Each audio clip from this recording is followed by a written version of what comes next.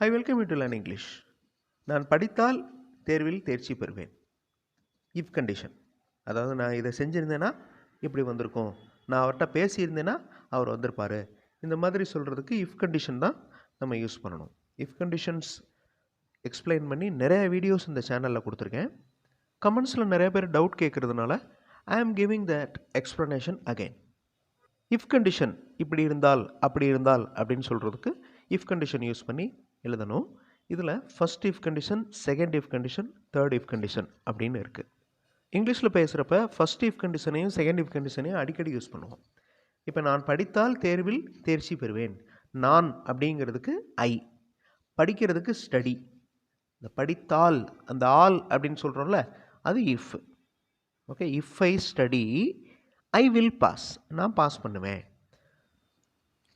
Study அப்படிங்கிறது simple present tense. Okay, will pass அப்படிங்கிறது simple future tense.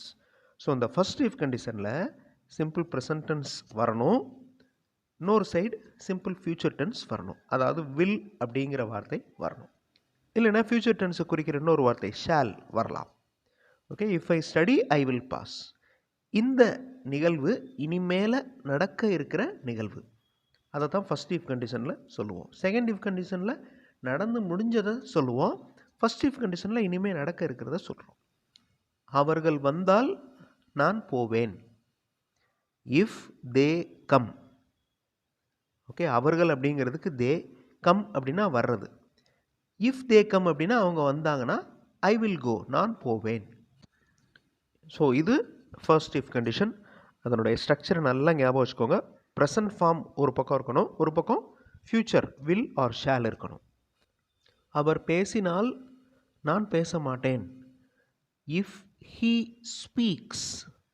Speak அப்படின்னு என்ன அர்த்தம்? பேசுறது. அதோட எஸ் ஏன் ஆட் ஆகிருக்கு?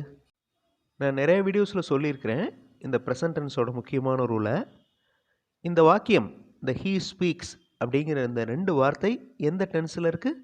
சிம்பிள் ப்ரெசன்ட் டென்ஸில் இருக்குது. சிம்பிள் ப்ரெசன்ட் டென்ஸில் ஒரு சென்டென்ஸ் எழுதுகிறப்ப சிங்குலர், அதாவது வேர்புக்கு முன்னாடி சிங்குலர் சப்ஜெக்ட் வந்துச்சுன்னா வேர்போட எஸ் ஆட் பண்ணணும். இங்கே வேர்ப் எது? ஸ்பீக். அதுக்கு முன்னாடி என்ன சப்ஜெக்ட் வந்திருக்கு? அதாவது சிங்குலராக ப்ளூரல் இருக்கிற வார்த்தை முன்னாடி இருக்கா? ஹீ அப்படிங்கிறது சிங்குலர். அப்படி சிங்குலர் சப்ஜெக்ட் வந்துச்சுன்னா வேர்போட எஸ் ஆட் பண்ணணும். இது சிம்பிள் ப்ரெசன்ட் டென்ஸோட முக்கியமான rule. If he speaks I will not speak. நான் பேச மாட்டேன். பேசுவேன் அப்படின்னா ஐ வில் ஸ்பீக். பேச மாட்டேன் அப்படின்னா ஐ will not speak. If he speaks I will not speak. First if condition. நீங்கள் கொடுத்தால் நான் எடுப்பேன். இப்போ கொடுக்கறதுக்கு இங்கிலீஷில் என்ன, எடுக்கிறதுக்கு இங்கிலீஷில் என்ன? இந்த சென்டென்ஸை ஃப்ரேம் பண்ணுறதுக்கு முன்னாடி I welcome you to the channel Sentax. உங்களுடைய இங்கிலீஷ் கம்யூனிகேஷன் ஸ்கில் டெவலப் பண்ணுறதுக்கு வீடியோஸ் அப்லோட் பண்ணிட்டு வரேன். ப்ராக்டிஸ் பண்ணிட்டே இருங்க, கண்டிப்பாக டெவலப்மெண்ட் இருக்கும். Now look at this sentence. நீங்கள் கொடுத்தால் நான் எடுப்பேன். கொடுக்கறதுக்கு இங்கிலீஷில் என்ன? கிவ். எடுக்கிறதுக்கு English take. First if condition apply பண்ணி பார்க்குறீங்களா? ரொம்ப ஈஸி இந்த சென்டென்ஸ் ஃப்ரேம் பண்ணுறது. கிராமர் மிஸ்டேக் இருந்தாலும் பரவாயில்ல, ஆன்சர் பார்த்து திருத்திக்கலாம். ட்ரை பண்ணுங்கள், கண்டிப்பாக உங்களால் முடியும்.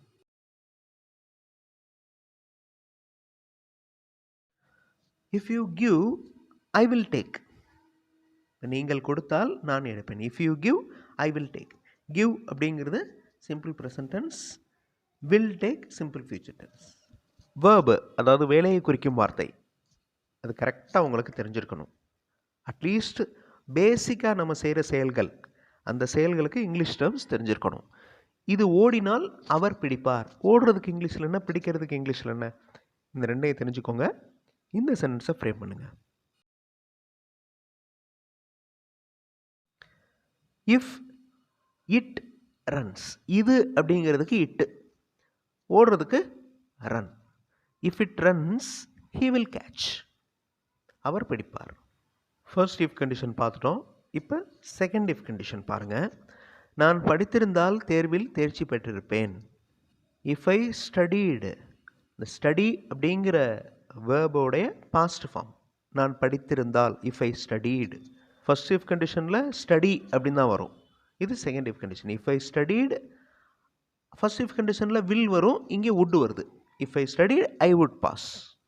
நான் முதல்ல சொன்ன மாதிரி if conditions, first if condition and second if condition, இந்த ரெண்டு கண்டிஷன்ஸையும் அடிக்கடி நம்ம இங்கிலீஷில் பேசுகிறப்ப எழுதுகிறப்ப யூஸ் பண்ணுவோம். தேர்ட் இஃப் கண்டிஷன் ஒன்று இருக்குது, அதை ரேராக நம்ம யூஸ் பண்ணுவோம். ஸோ இங்கே பார்க்குறது if I studied I would pass அப்படிங்கிறது செகண்ட் இஃப் கண்டிஷன். இதுக்கு முன்னாடி ஃபர்ஸ்ட் இஃப் கண்டிஷன் பார்த்தோம். அதில் வந்து if I study I will pass அப்படின்னு வரும். If they came I would go, அவர்கள் வந்திருந்தால் நான் போயிருப்பேன். அவங்க வரல நான் போகலை அப்படின்னு அர்த்தம். ஆக்சுவலாக அவங்க வந்திருந்தா நான் போயிருந்திருப்பேன். ஸோ வில் வந்து வுட் அப்படின்னு மாறுது. கம் அப்படிங்கிற வேர்ப் கேம் அப்படின்னு மாறுது. அவர் பேசியிருந்தால், பேசுகிறதுக்கு இங்கிலீஷில் என்ன? ஸ்பீக். ஸ்பீக்கோட பாஸ்ட் டென்ஸ் ஸ்போக். இப்போ செகண்டில் வந்து இஃப் செகண்ட் இஃப் கண்டிஷனில் பாஸ்ட் ஃபார்ம் தானே யூஸ் பண்ணணும். If he spoke I would not speak. First if கண்டிஷனில் எப்படி சொல்லணும்? If he speaks I will not speak அப்படின்னு வரணும். இது செகண்ட் இஃப் கண்டிஷன், அதனால் பாஸ்ட் டென்ஸ் யூஸ் பண்ணுறோம். சாம்பிள் பார்த்துட்டோம். இப்போ நீங்களாக ஃப்ரேம் பண்ணுங்கள். நீங்கள் கொடுத்திருந்தால், கொடுக்கறதுக்கு இங்கிலீஷில் என்ன? நான் எடுத்திருப்பேன். எடுக்கிறதுக்கு இங்கிலீஷில் சிம்பிளாக தான் இருக்கும். நீங்கள் யோசிச்சிங்கனாலே ஆன்சர் வந்துடும். If you gave I would take. இது second if condition. First if கண்டிஷனில் if you give I will take. So இந்த ரெண்டு இஃப் கண்டிஷன்ஸையும் நல்லா எக்ஸசைஸ் பண்ணலாமா அடுத்த வீடியோவில்? இந்த first if condition and second if condition, இந்த ரெண்டு இஃப் கண்டிஷன்ஸோடைய ரூல்ஸ் நல்ல மனப்பாடம் ஆகிற மாதிரி எக்ஸசைஸ் அடுத்த வீடியோவில் பண்ண போகிறோம். ஸோ அப்போ ஈஸியாக உங்களால் அப்ளை பண்ண முடியும். அடுத்த வீடியோவில் பார்க்கலாம். தேங்க்ஸ் ஃபார் வாட்சிங் and thanks for your valuable comments.